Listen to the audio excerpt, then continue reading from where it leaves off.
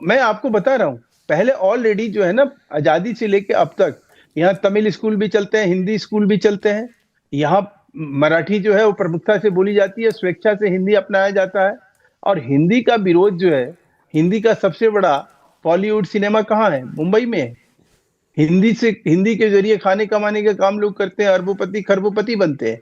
लेकिन सवाल ये है कि बात वहां नहीं है, बात यह है कि ये सब मुद्दे आज के डेट में इस चुनाव में थे और प्रबल रूप से थे। अगर ये चुनाव के नतीजे उसके बाद ऐसे होते हैं कि जिसमें भारतीय जनता पार्टी आगे आती है, जिसमें हमने अपना स्टैंड क्लियर कर दिया था कि हम इस तरह के भाषा के ऊपर जो है हम राजनीति नहीं करेंगे, तो उसके ऊपर मोहर लग गई ना, जनादेश आ गया ना जी, कि हाँ ये नतीजे भारतीय जनता पार्टी के पक्ष में चला गया। अब लेकिन देखिए, भारतीय जनता पार्टी जनादेश की बात की, मैं सिर्फ थोड़ा सा फिल इन करना चाहूंगा। जनादेश की बात हो रही है, महेश चौगुले जो भाजपा के एमएलए है महाराष्ट्र में, उनके खुद के बेटे, उनका पराभव हो चुका है। तो ये एक तरीके से बहुत इंटरेस्टिंग चीजें देखने के लिए मिल रही है कि सत्ता पक्ष से जो बैठे या फिर अपने कीन्स, अपने रिलेटिव जो सत्ता के मैदान में उतारे गए थे, कहीं ना कहीं महाराष्ट्र की जनता अब डायनेस्टी की पॉलिटिक्स से आगे बढ़ रही है। शायद इसी का फटका डायरेक्टली उद्धव और राज इनको भी बैठा है, और वो शायद सत्ता पक्ष में जो इनका छोटा या लिटिल डायनेटिज्म है या फिर डायनेस्टी का ये पॉलिटिक्स होता है, हो सकता है जो उसको भी हो रहा है। ये आपका जो एनालिसिस है, कहीं कई बार इसी बीच बीजेपी के राष्ट्रीय अध्यक्ष के चुनाव का नोटिफिकेशन भी जारी हो गया है। 19 जनवरी को नामांकन है उसका, और उम्मीद है कि एक बार फिर से हमें नितिन नवीन को अब इस बार फुल टाइम अध्यक्ष के रूप में देखने को मिल सकता है। ऐसी अटकलें लगाई जा रही हैं, और 20 को चुनाव है बीजेपी के राष्ट्रीय अध्यक्ष का। ये भी खबर मैं अपने दर्शकों को इसी बीच देना चाहूंगा। सर की भी बाइट ले लेते हैं, क्या लगता है फिर? नहीं तय है, भारतीय जनता पार्टी में कभी इस तरह का रहा ही नहीं कि इलेक्शन जो है कोई कंटेस्ट से हमने किया हो। भारतीय जनता पार्टी जब 1980 से जब से वजूद में आई, तब से चुनाव जो है वो सर्वसम्मति से हुआ। और जो एक प्रक्रिया है चुनाव का जो हम करते हैं सर, वो भी चुनाव है जिसमें सबकी सहमति ली जाए।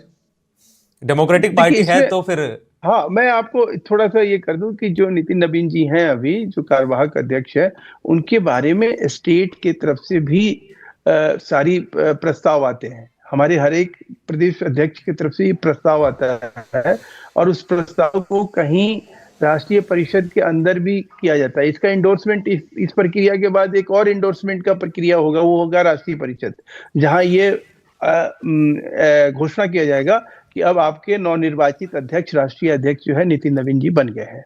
तो देखिए, इसमें तो तय है कि उनको कार्यवाहक अध्यक्ष बनाया गया है, तो स्वाभाविक है कि उन्हीं के नाम को कहीं आगे प्रस्तावित किया जाएगा। और मीडिया में तो खबर भी आ गई थी कि 20 तारीख को प्रस्तावक के रूप में जो है प्रधानमंत्री जी रहेंगे।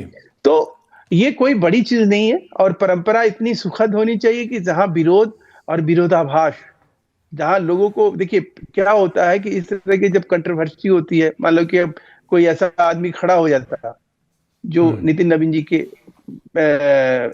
खिलाफ में, तो हो गई ना एक अलग परसेप्शन, एक अलग वातावरण बनने का, मतलब लोगों को बनाने का मौका मिल जाता है। तो इन सब चीजों से कहीं बचने का काम भारतीय जनता पार्टी बड़ी सटीकता के साथ और सावधानी के साथ करती है।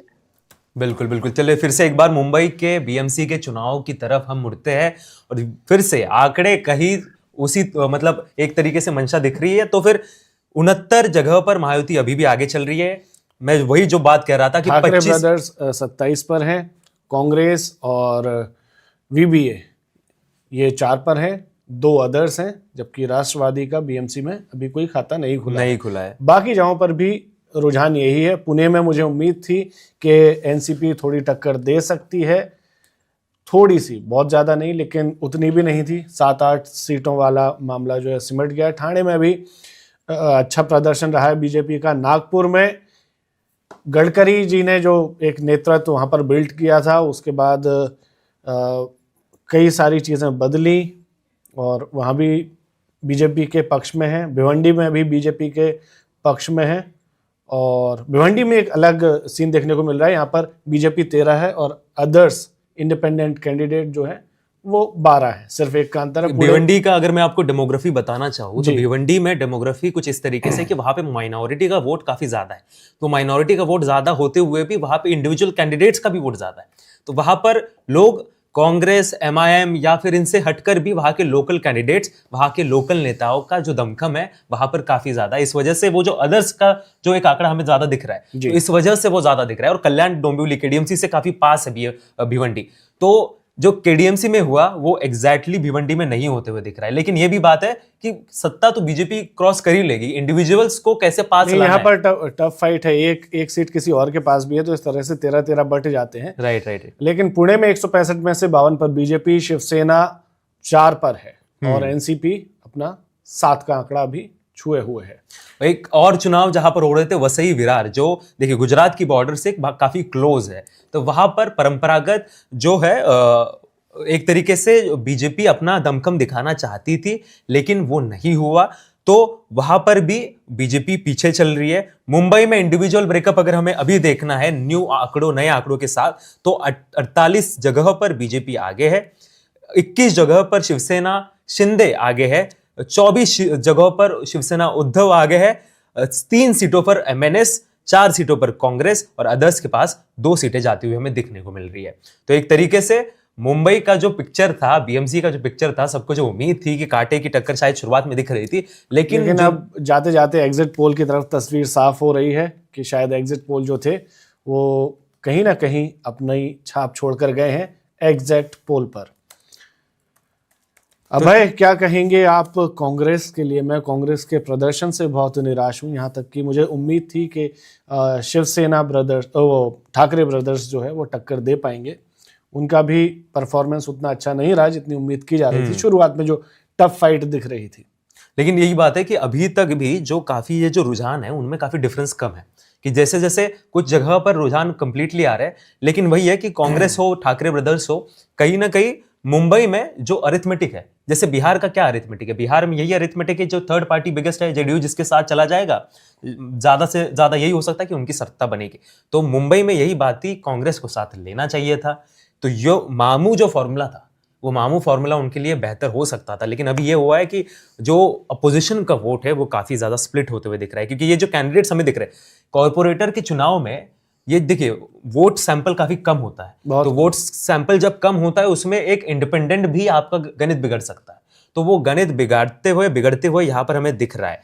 और महायुति का जो 2-3 पॉइंट्स थे, सबसे इंपॉर्टेंट मुझे वो बताना चाहूंगा कि यहाँ पर युति होगी कि नहीं होगी, इसकी काफी अटकलें थी कि शिवसेना शिंदे, एकनाथ शिंदे को साथ में लेना है या फिर नहीं, क्योंकि शिंदे को कहीं ना कहीं लग रहा था कि यार मेयर तो मेरा होना चाहिए, मैं शिवसेना हूं, मैं ओरिजिनल शिवसेना हूं, मुंबई में ये मैं क्लेम कर सकता हूं कि मैं शिवसेना हूं, तो फिर मुंबई मैंने जीती।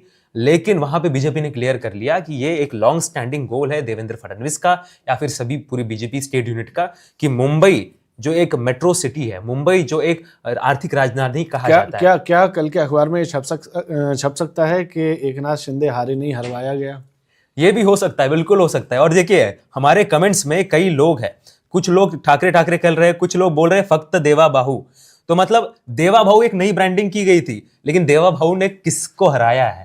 तो देवा भाऊ ने क्या उद्धव ठाकरे और राज ठाकरे को ज्यादा प्रयास करके हराई, या फिर उन्होंने कहीं ना कहीं कट किया है उनका जो कद था? क्योंकि देवेंद्र फडणवीस और एकनाथ शिंदे, इन दोनों के बीच में जो बहुत बड़ा कलह है वो सबके सामने था। वो हर महीने 2 महीने में एकनाथ शिंदे फ्लाइट लेके दिल्ली आते हैं, उनको यहाँ पर ऑडियंस भी मिलते हैं। ये भी इंपॉर्टेंट चीज है कि यहाँ पर अमित शाह उनसे मिलते भी है, तो ये बाकी स्टेट्स में हमें नहीं दिखाई देता। नहीं, दिल्ली में वो तब से प्रासंगिक हैं, 2022 के उस एपिसोड के बाद से वो दिल्ली के मीडिया के बहुत ही फेवरेट बने हुए हैं। जब वो आते हैं तो मीडिया उनको घेर लेता है, सवाल पूछता है और मजेदार आंसर मिलते हैं।